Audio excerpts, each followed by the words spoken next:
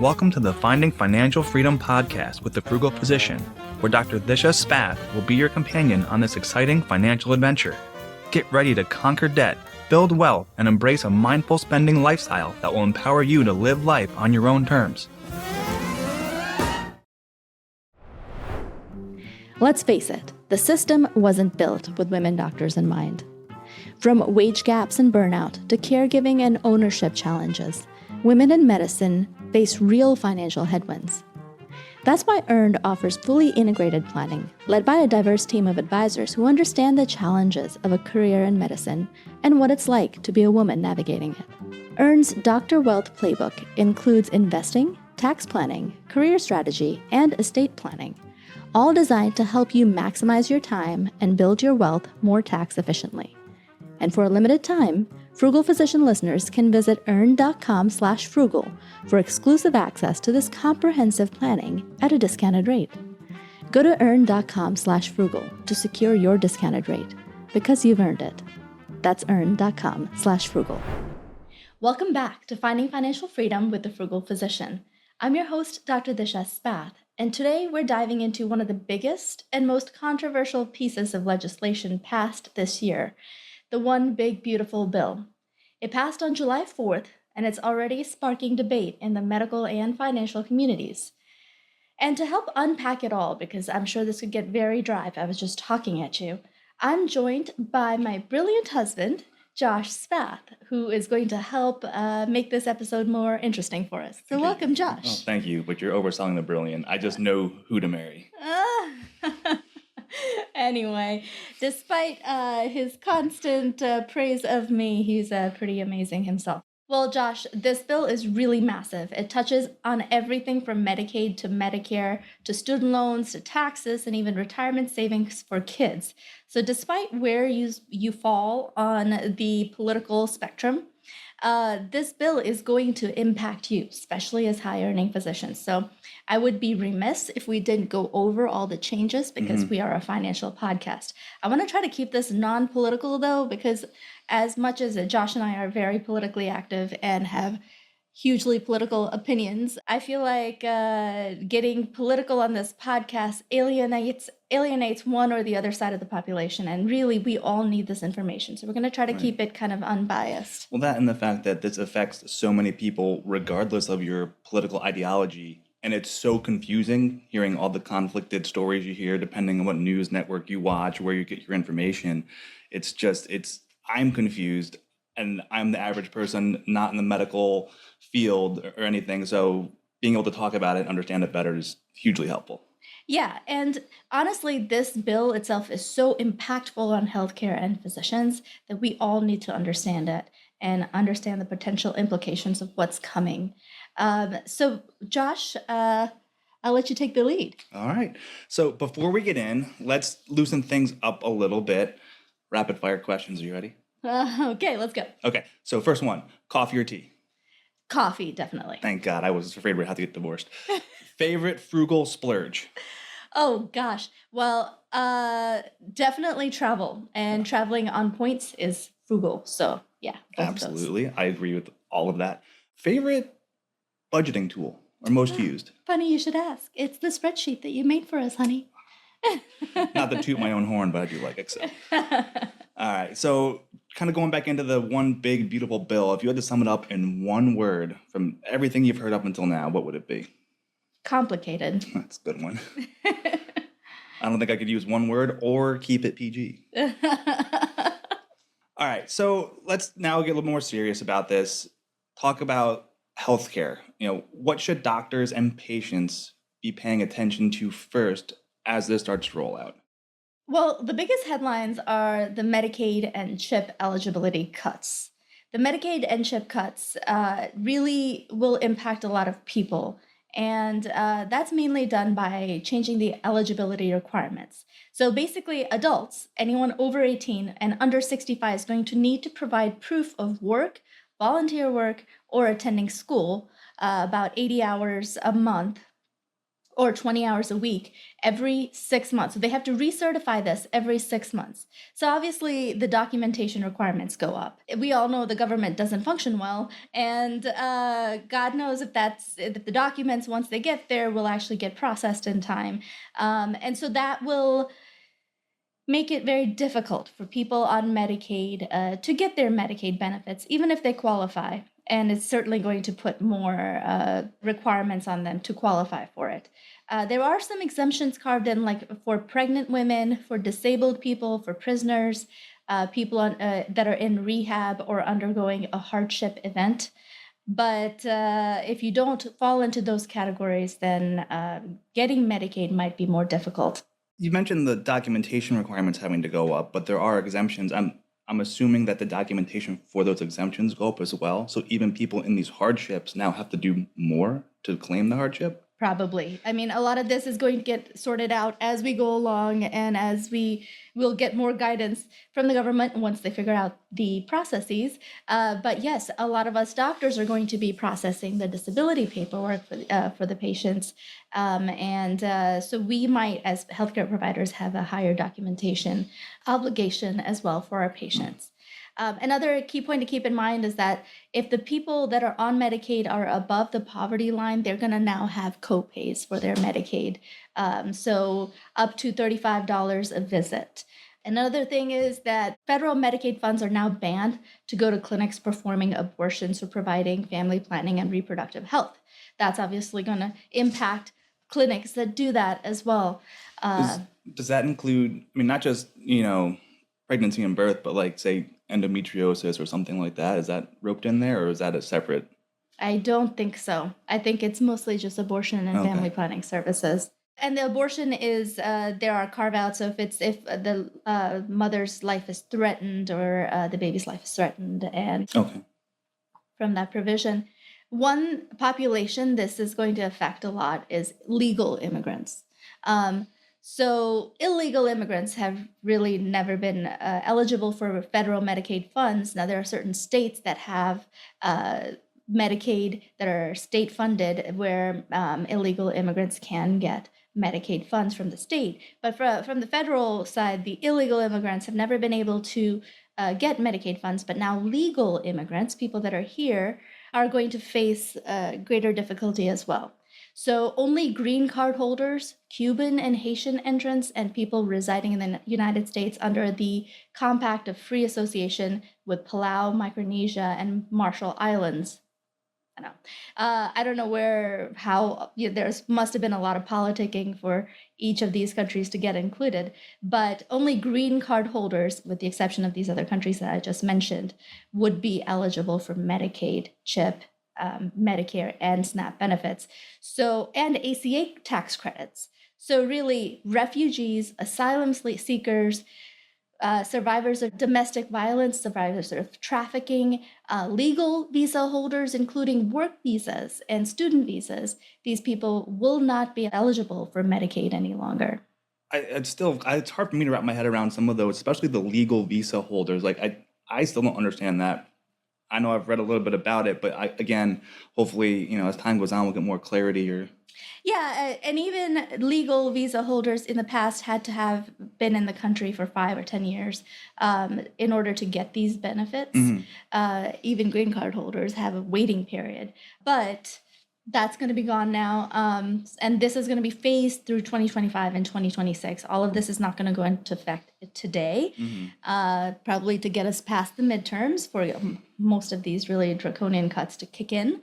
But yes, this is going to be felt in the healthcare community.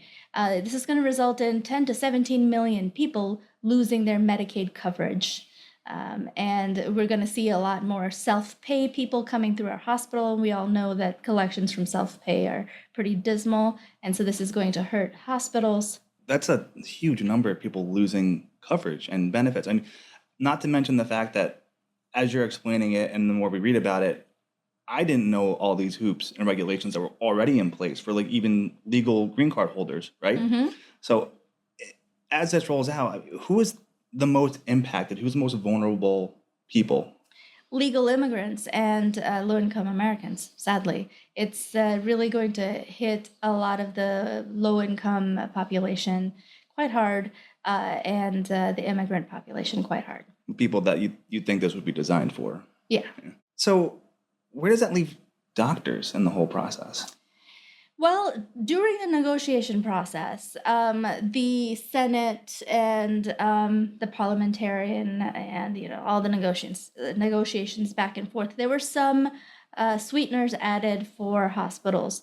A $50 billion funding package was allocated for rural hospitals, so this might help rural hospitals, shoulder the brunt of this bill a little bit better. There's a temporary 2.5% Medicare pay increase in 2026, and that's it. And this is prior to some of these cuts taking effect. So anyway, the impact will be felt incrementally, I think.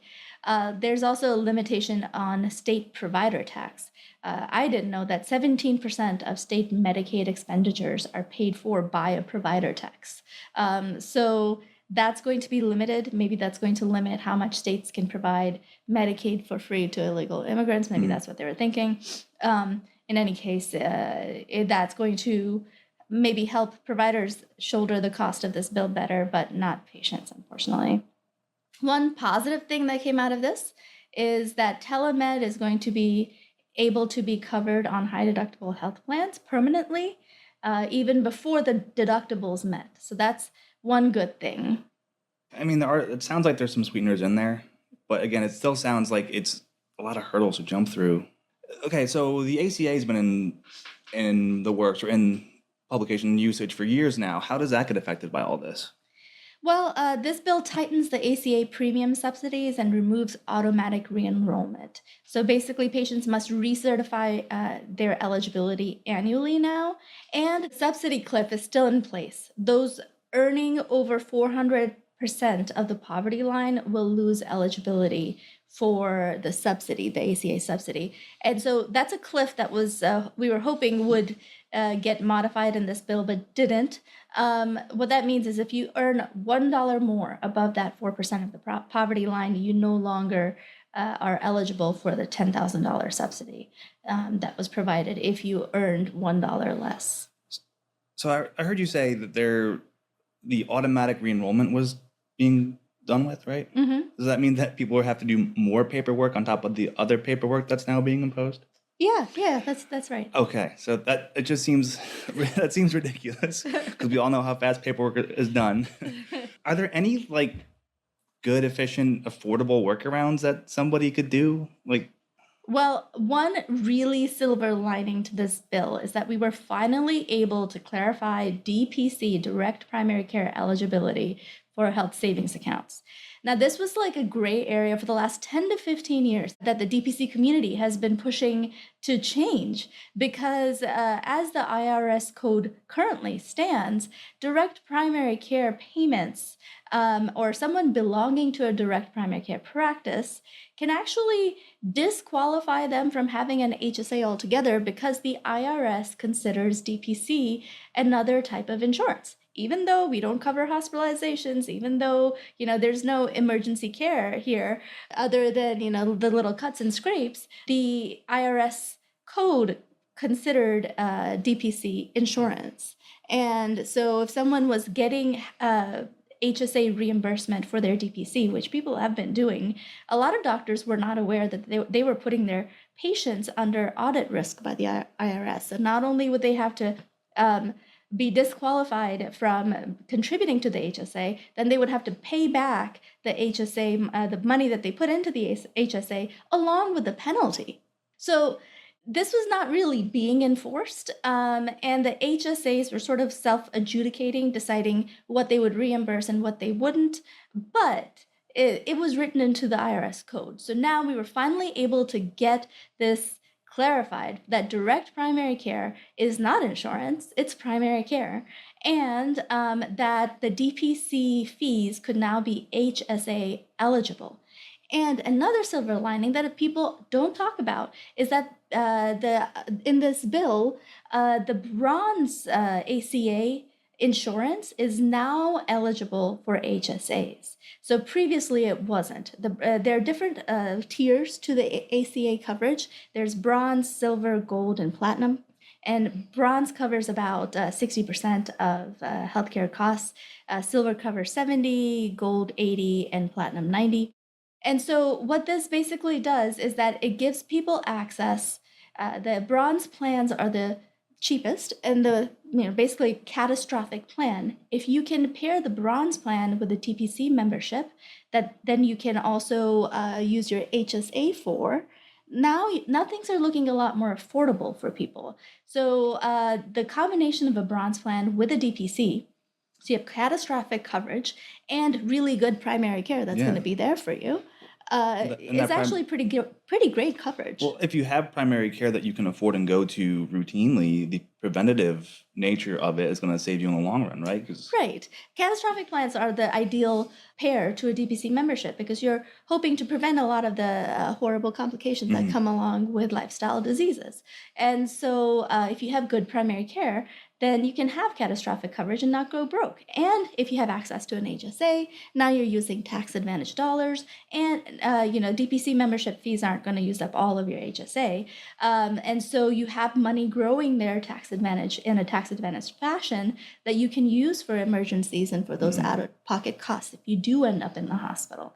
So I think this is a really good setup for DPC to be the catch-all in the bad parts of this. Especially I'm thinking about legal immigrants, older people that came with their families that are now going to be kicked off of Medicare and Medicaid. Well, now maybe they can get a bronze plan.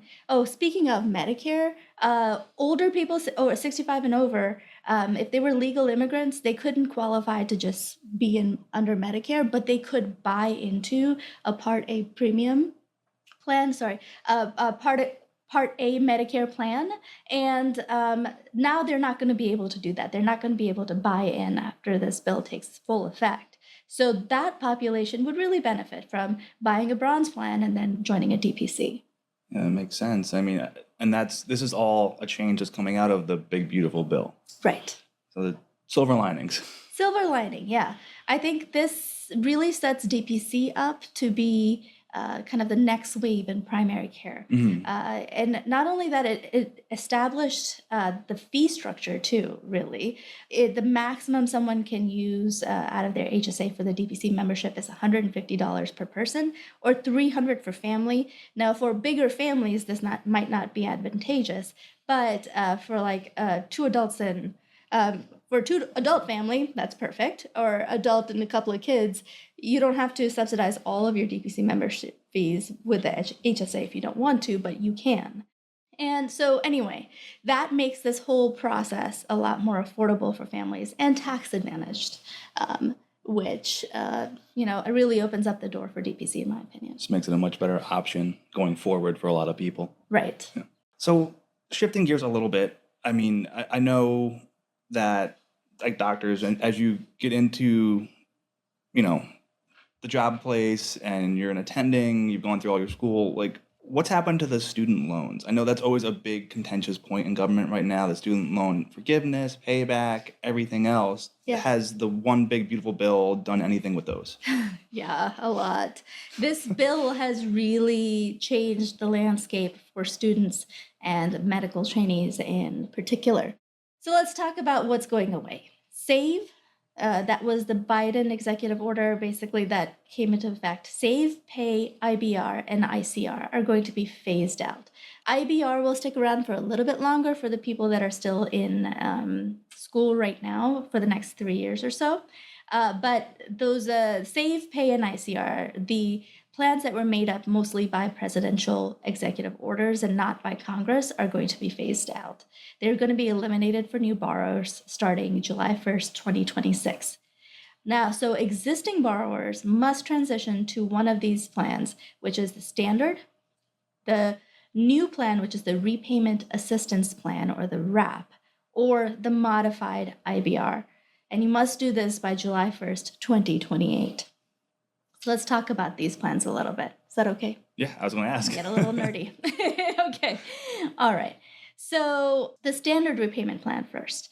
The standard repayment plan does not now qualify for PSLF, and it's going to be graded according to how much you owe. So if you owe up to $24,999, basically $25,000, you're on a 10-year payoff plan. If you owe up to $50,000, you're on a 15-year payoff plan.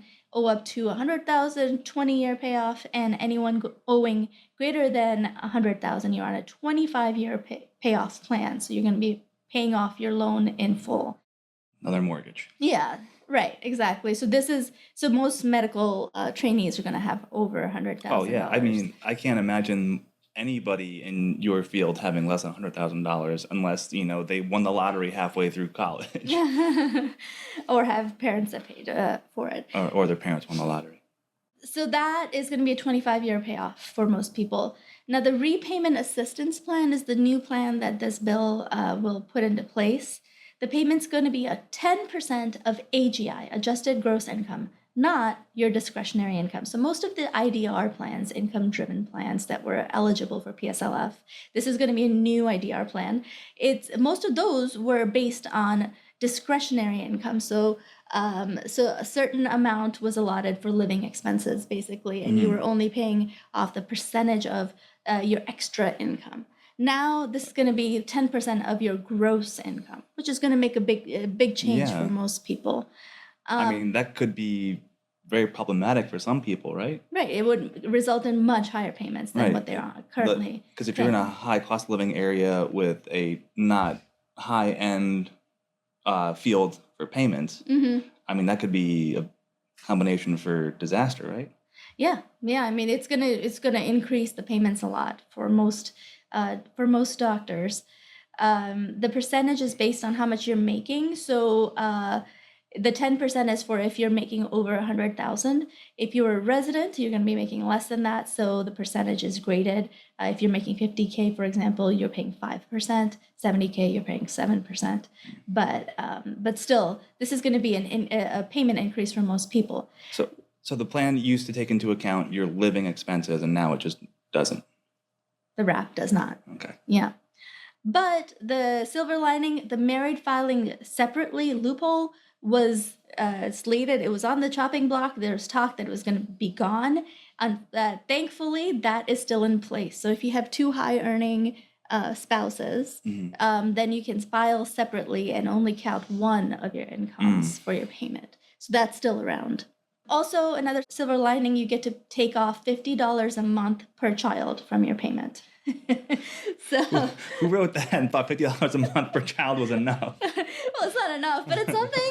It's something. But it does, like who's having, it's difficult to have kids in, the medical training pathway. This might encourage some folks to have more. I don't know. In any case, if you do have kids, you do get some sort of a relief. And the thing about this WRAP plan is that it qualifies for PSLF. And it does qualify for IDR forgiveness. Remember, that's taxable. Income-driven payment forgiveness is taxable, but it will be forgiven in 30 years, which is longer than the current IDR forgivenesses, which are usually 20 to 25 years. Just remind me, the PSLF is public service loan forgiveness? That's right. Okay. Yeah. And a lot of people have been counting on that, with large loan balances, working in the non-for-profit field in lower paying jobs in academia in order to try to qualify for PSLF. Right. And this might change the calculus for a lot of people.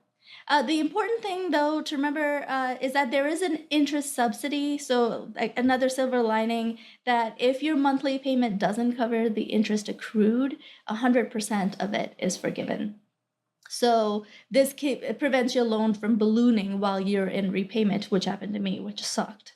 But yeah, your loan balance won't go up, and the government will kick in $50 a month subsidy so that your loan balance goes down by that amount as well. So that's one of the plans. That's the one that's going to be around going forward after 2026. Current borrowers can right now sign up for modified IBR, which is basically just IBR, but without having to prove financial hardship. So previously, you could only get into IBR if you didn't make too much. But now you don't have to prove that partial financial hardship. And if you're whatever you're making, you can qualify for modified IBR if you enroll prior to July 1st, 2026. Remember, IBR has those loans depending on when you took them out. If your loans were prior to 2014, it's 15% of your discretionary income and a 25-year forgiveness. And loans after 2014, your payment's going to be 10% of your discretionary income, and you get forgiveness in 20 years, unless you're doing PSLF, and then it's 10. So that still has the level of like living expenses calculated. Factored in. Okay. Yeah, so that might be beneficial to some folks. Honestly, just as a side note, that sounds like a great thing for all loans. Yeah. You know, just because it, depending on where you are, cost of living, everything else, like Right. I'm sure loans want to be paid back. If you don't want to default on them, banks don't want you to Right. default on them. Right. And those defaults, they're going after that now as of today, or as of recently. So yeah, that would be important for people. Sorry, just side thought. Yeah. One important caveat to people that have Parent Plus loans. Remember, if you have Parent Plus loans, they're not going to be eligible for RAP going forward. So if you want them to be eligible for income-driven repayment forgiveness or PSLF forgiveness, you must consolidate them to maintain your eligibility. So make sure you are on top of that if you have Parent Plus loans. Another really important thing about this bill is that it's putting caps on borrowing going forward. So starting July 1st, 2026, you can only borrow $100,000 for graduate school, which is $20,500 per year. You can only borrow $200,000 total for professional school, like medical school, which is $50,000 per year. And parents can borrow Parent Plus loans at $65,000 per child, which is $20,000 per year. So what this does is it caps, most people are going to need to pay more than $200,000 for medical school, unfortunately. Back in my day, I was able to borrow $192,000, but that's because I went to a state school in my hometown, right? That's really, I don't even think my school would qualify for meeting that threshold anymore. So if there's caps on what you can borrow, like what do you do for the difference? Private lending. Honestly, Parent Plus loans are going to be a bigger deal. Private lending is going to be a bigger deal. Those private loans will not be PSLF eligible. And those private loans have stricter terms, less leeway in case of emergency, like COVID visa. Mm-hmm. The federal loans got paused, but the private loans did not. That kind of thing, it was going to happen with private loans. So it's going to change the calculus for a lot of people going into medicine. Big time, because even with the numbers that you said, that sounds like a lot, but if you look at like school costs nowadays, and I'm thinking about our two, when they go to college in, 8-10 years, I don't even want to like think about what it's going to be inflated to then. Right, yeah, it's going to be a lot. Parents are going to be shouldering a lot of the burden for the kids' training, or the kids are going to do private loans. But this is going to really make it much more possible for richer kids, kids from, better off families to do medicine. And for kids such as myself that came from a poor family, it might be less advantageous for us to go to medical school. Or just less possible. Yeah, or less possible. Because if you get the maximum amount here, you try to get to a decent school. Right. And then if you can't figure out the difference, then... Right, and even private lending, you need a cosigner usually to borrow. And if your parents don't have a good credit score, well, then you might be screwed. And so that does create a big problem for medicine going forward. And the amount of, people from lower income families getting into medical school and being able to afford it. So there's a potential to see a drop off in the number of doctors in the coming years because of something like this. If people can't get into the schools, people who would have excelled otherwise.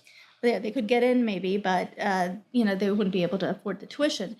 Now, the long-term play here, and I think That's the reason why this was put in place, is because college and the cost of education has been ballooning, right? And so they're trying to put a cap on how much people can borrow so that it forces the college prices down and the graduate training prices down, and these schools can, stop ballooning way past the rate of inflation. Okay.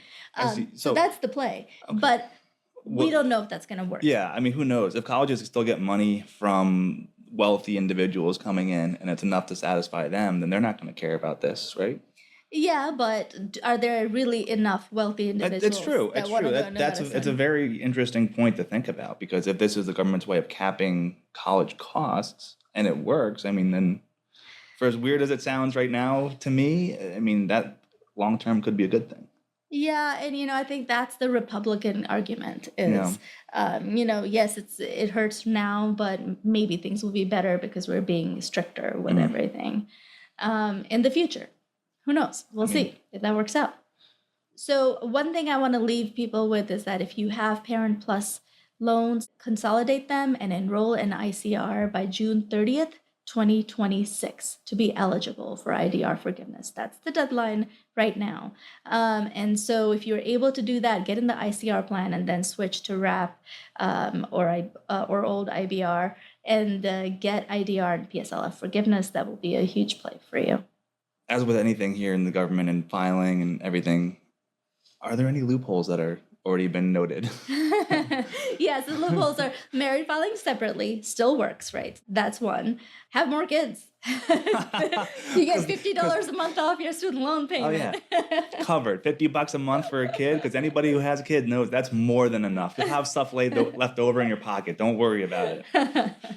It's not a loophole, but a good thing is that interest won't accrue uncontrollably because of that 100% interest subsidy during repayments. So that's good. So have more kids. Take away. Don't get any ideas. Factory closed. Hey, I'm good. I am so happy with you. I couldn't Plus, handle. we don't have student loans. Good. Okay. Anyway. But moving on to the realm of personal taxes with the BBB. What's the outlook here for people? I must correct you as the OBBB. Oh, well, I'm shortening it to make it easier to say. We can call it other things, but not on the podcast. Exactly. Okay. All right. What was the question again? Personal taxes. Okay. What's the impact here with the one big, beautiful bill? Thank you, darling. So personal taxes. Lot to break down here. Standard deduction. The standard deduction is doubled and stays that way in concordance with TJCA, the Tax Cuts and Jobs Act. There we go. Yes, TCJA. Those deductions will stay. So standard deduction is high. You may not need to itemize as much. Save on accounting costs if your taxes are not that complicated. And seniors get deductions that are even more increased on top of that. So that's great. Another thing that was highly fought for during this bill negotiation was the SALT caps. So the state and local taxes, there was a cap instituted by the Tax Cuts and Jobs Act that was very disadvantageous to high tax states like New York, where our taxes are so high on the state level. Previous to the TCJA, you were able to write off the state taxes against the federal taxes, so you weren't paying taxes twice. With the SALT caps, now you're paying taxes twice if you lived in these states, because you could only deduct up to $10,000 from your federal tax, no matter how much you were paying in state taxes. Now that cap is going to go up to $40,000 through 2030. There is an income phase out for people making over $500,000 married or $250,000 single. But that SALT cap will help, the increase in the SALT cap will help people in the higher tax states save a little bit money on taxes. But there's a end date to that. There's a 2030. And we're hoping that it gets extended or eliminated. The cap eliminated altogether would be fantastic. But anyway, so 2030, so we have a few years of that increased SALT cap, which is awesome for people that are living in high tax states like us. Another really cool thing is that the charitable deduction above the line deduction is expanded. So we saw $300 a year that you could deduct for charitable deductions during the COVID era, and that got phased out. Well, now it's back. And now you can deduct up to $1,000 single or up to $2,000 married filing jointly above the line, so you don't have to itemize if you're making charitable contributions. On the flip side, there's a 0.5% floor on the itemized charitable deduction. So if you do itemize and you do give a lot, that first 0.5% of your taxable income is no longer deductible. So really what this does is incentivize smaller gifts and disincentivizes larger gifts. I don't know why they did that, but that's what it is. I don't get it either. But anyway, so if you're making smaller charitable donations throughout the year, you can deduct that above your standard deduction. The mortgage interest deductions will now become permanent. So this is up to $750,000 joint or $375,000 single. So that's great for people that have mortgages. The gift tax exemption is now $15 million single and $30 million joint, which is going to be great for our multimillionaire friends to get. Yeah, we need more of those. Yeah, we do. Okay. Someone with a yacht, potentially. I don't know.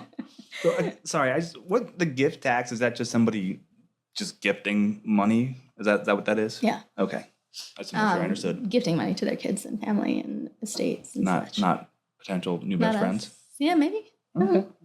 Child tax credit is now raised to $2,200 from $2,000. So again, there is an income phase out again for people single making $200,000 or married making above $400,000. You can't get the child tax credit, but now you'd be able to deduct another $200 if you are under those limits. So much.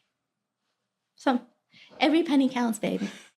Anyway, 529s now cover up to $20,000 a year of tutoring, testing, and K through 12 expenses. And that's increased from the $10,000 cap. So now you can take out $20,000 per year, which is great if you're, paying for kids in private school and using your 529 for that. Again, great for our multi-millionaire friends.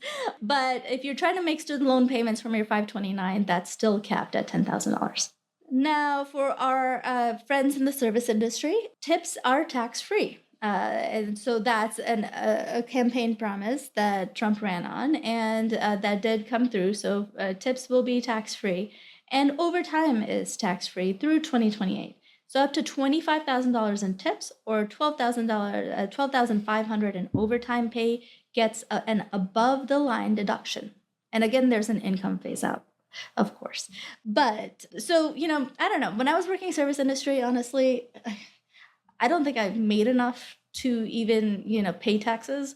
But especially, I don't think I track tips. Like, who does that? Especially cash tips. Someone would have to be like really dedicated and keep a spreadsheet of how many cash tips they were taking home every day. I imagine nowadays, as opposed to when you were working, there's a lot more electronic billing, and that tips are put on a credit card or Venmo. Cash anymore. Exactly. And so I'm sure that adds up when they have to distribute it out to everybody. But just to clarify, this phases out at 2028?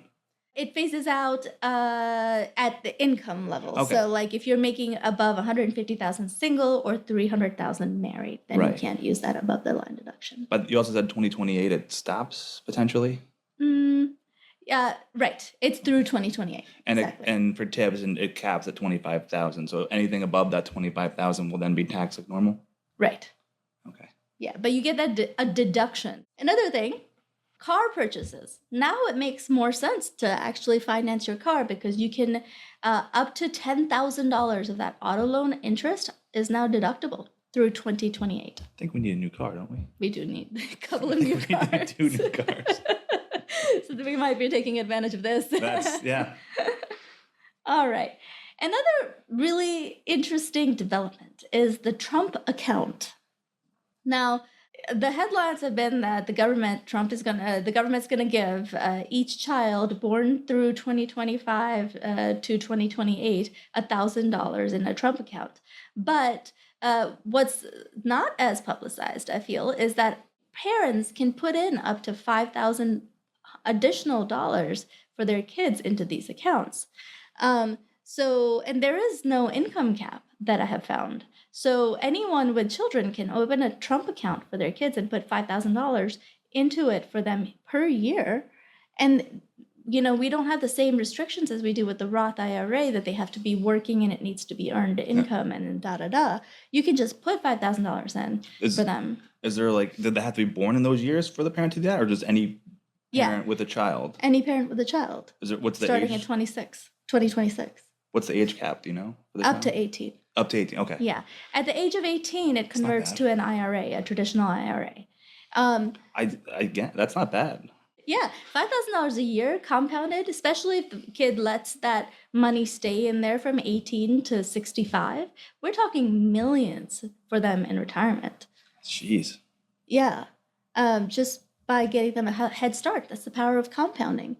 And interestingly, in the bill, it says that these accounts must be invested in low-cost index funds, or ETFs. They're so smart. At least one person in the writing of it was. Yeah, further solidifying, the financial fortitude in those funds. Right now, it's written into this bill that that's what you have to invest it in, not meme stocks or crypto. That's great. I actually like that, because I'm as much as crypto has blown up, I'm still shaky on it. Yeah. Yeah, coming from a guy who we were looking into it back in 2012. We were. You were going to farm crypto. We would have been billionaires. But that was also when a pizza cost 40,000 crypto coins. Oh man. Yeah. No, and many different. Let's not get into crypto. Many different reasons. Different conversation. Yeah. So that's wild that all this stuff is coming out, and it does seem kind of like lots of pros, lots of cons. There's lots of discussion around this, I think, justifiably. Are employers roped into this? Can somebody pay through their employer, or could get a contribution from an employer? Yeah. So for the Trump accounts, an employer can contribute up to $2,500 for their employees' kids into these accounts. Really? For their dependents. And does that add to the 5,000 that you put in, or is that part of that 5,000? Yeah, that's a good question. No, it's $5,000 total, no matter who is contributing. So it could be parents, it could be a charitable organization, or it could be employers. Yeah, so an employer can provide up to half of your yearly contribution if they choose to do so, which could lower that onus on the parent to give their kid or get their kid set up for the future. Yeah, and it really provides a nice tax advantage way for the employer to provide a perk of the job. That's true. Okay. All right. I like it. How does this affect businesses and doctors and people who are self-employed? And how does that? Yeah, so this administration is very business friendly and very real estate friendly. So thus, we're seeing a lot of really important deductions and tax perks that we need to keep in mind. Number one, the QBI deduction, which is where 20% of your income can be written off for sole proprietors, partnerships, and S-corps. That exclusion remains and is now made permanent. There are exclusions for high earners in certain specific fields, such as doctors, of course. But there is mental management. Somehow, the lawmakers hate doctors. I don't understand. I just don't understand. They just really don't like us. Anyway, there's an exclusion for highly paid doctors. So if you're single and making over $207,500, or married and making over $415,000, which will get inflation adjusted as we go forward. But if you have side income that doesn't meet those caps, or you're making less than that, then you can still use the QBI deduction. Now, there's a possible workaround for doctors. You could create an MCO, and managed care organization, just for your administrative employees. So say, you have a practice and it's bringing in more than those income caps. Well, then you can pay your non-clinical people like administration, practice manager with the MCO, and then be able to use the QBI deduction for them because they're not exempt employees. The doctor's side would not. The clinical side would be different. But this is a possible workaround. But make sure you talk to your accountant because it can be quite complicated, and there are several caveats to keep in mind. Another really awesome deduction for real estate investors is the bonus depreciation. Bonus depreciation was about to get phased out and dropped by 2027. Well, now it is back, baby, and we're talking 100% bonus depreciation in the first year. So what is bonus depreciation? So basically, depreciation is a way that the government rewards you for investing in real estate by having you write off a certain amount each year that's based on the value of your property. Bonus depreciation involves a cost segregation study in order to quantify not just the land that your house is on, but also all the things that are inside the property, like the furnace, the AC, the oven. How much does that cost? And you can take the cost of all of that and write it off against your taxes. So for example, if you invest $1 million in a property and a cost segregation study finds that $300,000 of that can be classified as a short life property, like these ovens and ACs. Things that can go bad, need to be replaced. Right, exactly. So under that 100% bonus depreciation, that entire $300,000 can be deducted immediately in that year. So at a 37% tax bracket, we're talking $111,000 in federal tax savings in that year alone. And then you can take that $111,000 and reinvest it in another property the next year. And then repeat the process all over again. Rinse and repeat. Yeah, this is how people get rich in America. Yeah, so really amazing deduction for people to be aware of. Another interesting development is that opportunity zones are now revived. So if you're selling a practice or selling a bunch of investments and you're going to come into a lot of capital gain taxes, well, take those gains and put them in an opportunity zone fund or an opportunity zone business, which is defined by the government. They want you to invest in these certain zones. If you do that, within 180 days, you can defer paying capital gains taxes for 5 years on that profit. Plus, you get the 10% or up to 30% step up on deferred gains basis. So you're stepping up in basis and you're deferring paying that capital gains. And if you hold that investment for 10 years, any growth beyond your adjusted basis is completely tax-free. So we're talking really big tax plays here, where you cannot pay tax on capital gains. And if you actually invest in rural opportunity zones, there's an even bigger tax incentive. Interesting. What defines an opportunity zone? Is it like a geographical zone or is it like an industrial? Yeah, the government defines that, like the actual geographic zones that they want you to invest in. And so it wouldn't be like a specific industry? No, it's more just the zones. Okay, so so they would designate, like you said, like rural places that might need the influx in funds. Downtown Albany is an opportunity zone. Yeah, so like just depressed areas where they want investment. Okay. Physicians can think about investing in a qualified opportunity zone business. So yes, certain businesses can be qualified as opportunity zone as well. And they can start a rural clinic or a telemedicine platform or a wellness center in an opportunity zone area and still get the tax benefits of deferring the capital gains.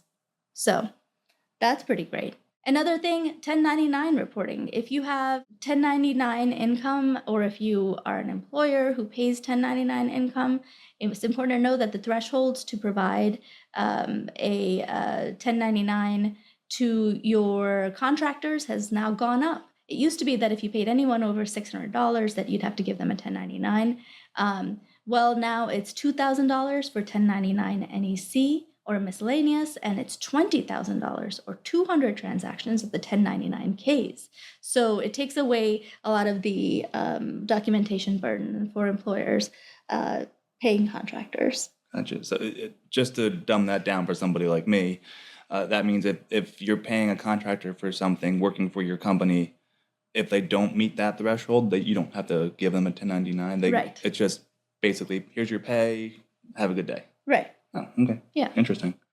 All right, so we've talked for a while now, talked about a lot of things. If you had to summarize it into like some key takeaways for people who've been listening to this whole episode, what would you say? All right, there's a lot.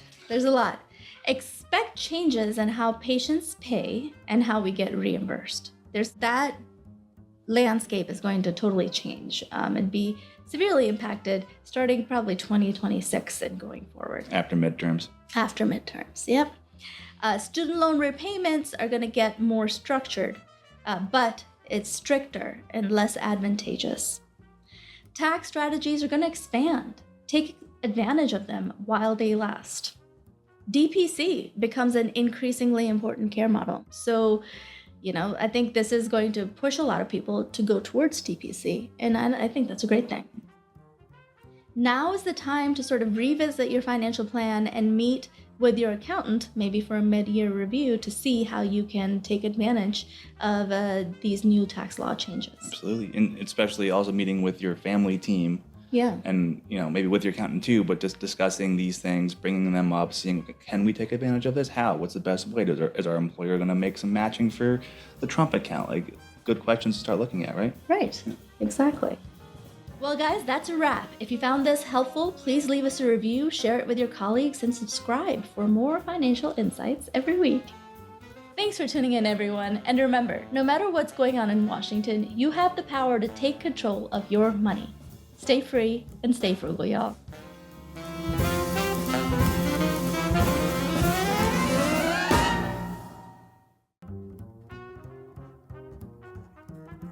The content shared on this podcast should not be taken as individualized financial advice.